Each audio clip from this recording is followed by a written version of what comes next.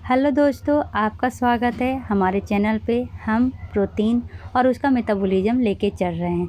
पिछले वीडियो में हमने यूरिया साइकिल के बारे में बताया था। यूरिया साइकिल में मेनली 5 स्टेप होते हैं और 5 एंजाइम का ज़रूरत होता है। अगर मान लीजिए ये एंजाइम प्रेजेंट नहीं हुए तो क्या होगा, इसके बारे में पढ़ेंगे। फिर उसका मोड ऑफ ट्रीटमेंट पढ़ेंगे। फिर जो ग्लूकोजेनिक पाथवे और कीटोजेनिक पाथवे है इसके बारे में पढ़ेंगे। तो आज का वीडियो मेनली क्या है, अगर यूरिया साइकिल का एंजाइम नहीं हुआ तो क्या होगा, कीटोजेनिक पाथवे क्या होता है, ग्लूकोजेनिक पाथवे क्या होता है, इतना पढ़ेंगे। चलिए आते हैं पहला टॉपिक पे। मान लीजिए कि यूरिया साइकिल एंजाइम की डिफिशियंसी हो गई तो हमारा यूरिया का फॉर्मेशन नहीं होगा। हाँ, जैसा कि हमें पता है यूरिया का फॉर्मेशन होता है प्रोटीन। ठीक है, प्रोटीन जब हम लेते हैं तो उसमें एक क्या होता है, अमोनिया भी होता है, जो मेनली हमारे शरीर के लिए बहुत ही ज़्यादा टॉक्सिक है। अगर ये हमारे शरीर में ज़्यादा देर तक रह जाएगा तो एब्नॉर्मलिटीज या डिसऑर्डर आने लगेंगे। इसलिए इसका रिमूव करने के लिए बहुत ही ज़्यादा आवश्यकता है, जो रिमूव होता है यूरिया साइकिल के थ्रू।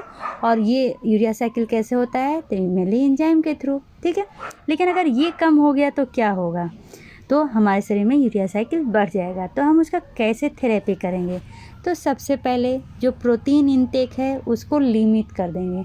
जितना एक दिन में प्रोटीन की ज़रूरत है उतना ही प्रोटीन लेंगे, क्योंकि अगर ज़्यादा प्रोटीन लिए तो उसको निकालने के लिए हमारा यूरिया साइकिल का एंजाइम नहीं है। ठीक है, वही कह रहा है जितना अमाइनो एसिड उतना ही खाना चाहिए जितना ज़रूरत है। उसके बाद पेशेंट को हम देंगे लेवुलोज। ये लेवुलोज मेनली कार्बोहाइड्रेट है जो प्रेजेंट होता है हनीस में। ये क्या करता है, ये हेल्प करता है अमोनिया को बाहर निकालने में।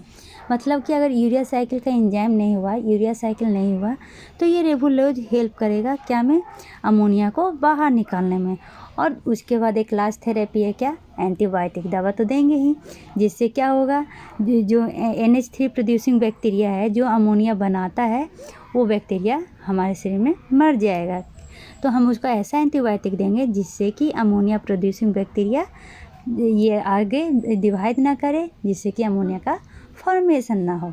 ठीक है, दूसरा प्रोसेस क्या है, जो एक्सेस अमोनिया है ना उसको रिमूव करना। तो ये रिमूव कैसे होगा, तो इसको हम देंगे CPDS। अब CPDS क्या है, तो CPDS कार्बोक्सी पेप्टिडेज है। क्या, कार्बोक्सी पेप्टिडेज। C से कार्बोक्सी, P से पेप्टी और D से डेज, कार्बोक्सी पेप्टिडेज है जो कोवैलेंटली बॉन्ड करता है अमाइनो एसिड के साथ और प्रोड्यूस करता है NCTG मॉलिक्यूल जो मेनली एक्सक्रीट होता है यूरिन के साथ। अब ये क्या है, जैसे कि एग्जांपल में समझिए, बेंजोनेट। ये क्या है, बेंजोनेट, एट लगा हुआ है, मतलब कि कार्बोक्सिलिक एसिड और अल्कोहल मिलके बना है, मतलब ये ईस्टर है। ठीक है, इसको जब हम ग्लाइसिन के साथ मिलाते हैं तो बनता है हिप्यूरिक एसिड। हिप्यूरिक एसिड ईजिली यूरिन के थ्रू बाहर निकल जाता है। ठीक है, और हिप्यूरिक एसिड है क्या, तो ये मेनली एक मिक्सर होता है बेंजोनेट और ग्लाइसिन का, जो क्या करता है, यूरिन के थ्रू बाहर निकलता है। तो अब जो हिप्यूरिक एसिड है इसमें भी क्या रहता है, अमोनिया रहता है। तो हिप्यूरिक एसिड निकल रहा है तो एक तरह से अमोनिया ही निकल रहा है, इसलिए हम इस फॉर्म में भी इसको निकालते हैं। और दूसरा फॉर्म क्या है, फिनाइल एसिटाइल ग्लूटामेट। मतलब कि फिनाइल एसिटेट और ग्लूटामेट को क्या करते हैं, मिक्स कर देते हैं। किस एंजाइम की मदद से, कार्बोक्सी पेप्टिडेज की मदद से, जिससे कि क्या बन जाता है, फिनाइल एसिटाइल ग्लूटामीन, जो ईजिली निकल जाता है हमारा अमोनिया को क्या करता है, बाहर निकल जाता है। तीसरा प्रोसेस क्या है, जो इंटरमीडिएट मिस हो रहा है, जैसे कोई एंजाइम मिस हो रहा है, कोई स्टेप मिस हो रहा है, तो उसको रिप्लेस कर देना, उसके जगह पे कोई दूसरा उसका अल्टरनेटिव ले आना। ठीक है, तो अगर अमोनिया हमारे शरीर में ज़्यादा हो गया तो हम उसका ट्रीटमेंट क्या करेंगे। पहला ट्रीटमेंट तो अमोनिया को बाहर निकालना है। ठीक है, मतलब कि अमोनिया लेवल को कम करना है। कैसे, तो कम प्रोटीन को लेके, अगर कम प्रोटीन डाइट में लेंगे तो कम अमोनिया होगा। दूसरा, एब्जॉर्प्शन को कम करके, प्रोटीन हम लिए लेकिन अब्जॉर्ब ही नहीं हुआ। ठीक है, दो प्रोसेस पर समझ गए। अब इसका मोड ऑफ थेरेपी क्या है, तो थेरेपी तो आप शुरू से ही देख रहे हैं, प्रोटीन कम लीजिए डाइट में, लैक्टोलोज लीजिए और एंटीबायोटिक लीजिए। लैक्टोलोज क्यों? क्योंकि ये हेल्प करता है ये अमोनिया के एक्सक्रीशन में। यहाँ तक समझ गए। अब आते हैं metabolic fate of keto acid. Keto acid का क्या फार्मूला होता है? C+O और इधर COOH, मतलब अल्फ़ा पे क्या होगा? कीटो ग्रुप होगा। ठीक है, यही लिखा हुआ है। ये क्या है? कीटो एसिड है। अल्फ़ा कीटो एसिड कहने का क्या मतलब है? अल्फ़ा जैसे कि ये कार्बन COOH, कोई भी फंक्शनल ग्रुप हो, ठीक है, उसका बगल वाला जो कार्बन होता है उसको अल्फ़ा कहते हैं और उसके बगल वाला कार्बन बीटा कहते हैं। ऐसे ये प्रोसेस चलते रहता है। तो यहाँ पर क्या कह रहा है? अल्फ़ा कीटो एसिड, मतलब कि एक एसिड है, इसके बगल वाला जो कार्बन है उसको कहेंगे अल्फ़ा कार्बन, और ये कौन सा ग्रुप है? कीटो ग्रुप है। ठीक है, इसको जब हम अमोनिया से मिक्स करते हैं तो क्या बनता है? Alpha amino acid. अब आते हैं दूसरा क्या है? Glucogenic pathway. अब ये ग्लूकोजेनिक पाथवे क्या होता है? तो हम क्या पढ़ रहे हैं? अमाइनो एसिड को पढ़ रहे हैं। ठीक है, तो ग्लूकोजेनिक पाथवे कहने का क्या मतलब है? कि ऐसा अमाइनो एसिड जो बाद में कन्वर्ट होके क्या बन जाए? ग्लूकोज बन जाए। ठीक है, ग्लूकोजेनिक पाथवे के थ्रू अमाइनो एसिड, ऐसा अमाइनो एसिड बनेगा जो बाद में कन्वर्ट होके क्या बन जाएगा? ग्लूकोज। किस प्रोसेस से? तो ग्लूकोनियोजिनेसिस प्रोसेस से। समझ में आ गया? कीटोजेनिक पाथवे क्या होता है? ऐसा अमाइनो एसिड जो बाद में कन्वर्ट होके कीटोन बॉडीज बन जाए। क्या? कीटोन बॉडी पर बन जाए। मिसलेनियस पाथवे में ऐसा भी हो सकता है, दोनों बन जाए।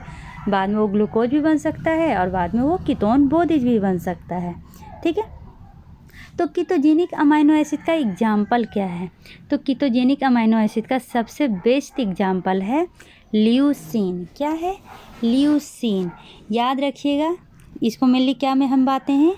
कीटोजेनिक, ग्लूकोजेनिक और बहुत ग्लूकोजेनिक और कीटोजेनिक। ठीक है, इससे पहले एक चीज़ और याद रखिए, हमारे पास दो तरह का अमाइनो एसिड था, essential amino acid, non essential amino acid.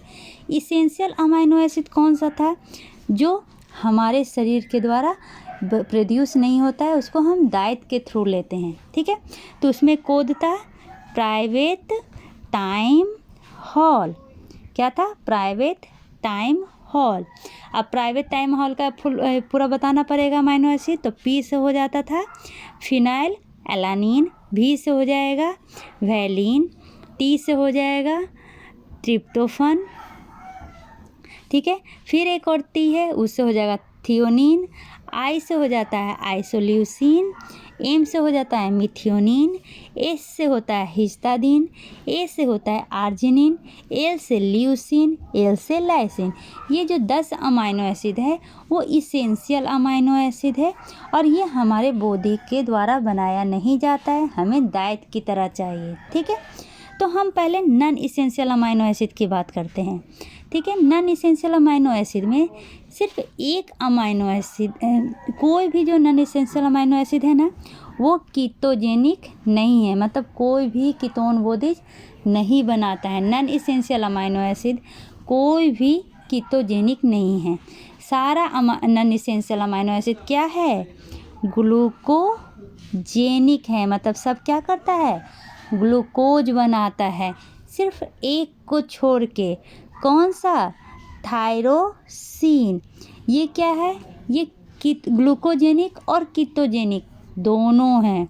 फिर से याद कर लीजिए, क्या है ये थायरोसिन?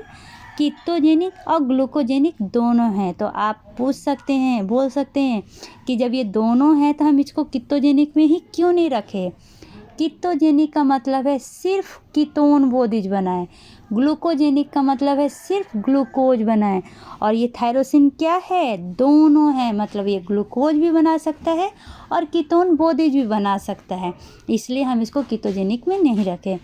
याद क्या किए? जितने भी नॉन इसेंशियल अमाइनो एसिड हैं सब क्या हैं? ग्लूकोजेनिक, सिर्फ एक को छोड़ के, और वो क्या है? टायरोसिन। समझ में आ गया? अब कौन कौन सा ये नॉन इसेंशियल अमाइनो एसिड है जो ग्लूकोजेनिक है?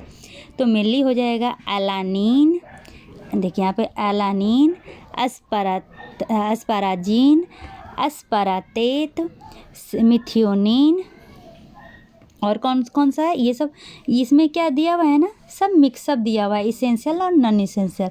मैं पहले सिर्फ नॉन इसेंशियल बताती हूँ। क्या क्या है, एलानिन, एस्पाराजीन, एस्पाराटेट, ठीक है, सिस्टीन, ग्लूटामेट, ग्लूटामीन, ग्लाइसिन, और क्या है, प्रोलीन, और क्या है, सेरीन। इतना क्या है, नॉन इसेंशियल अमाइनो एसिड है जो मेनली ग्लूकोजेनिक है।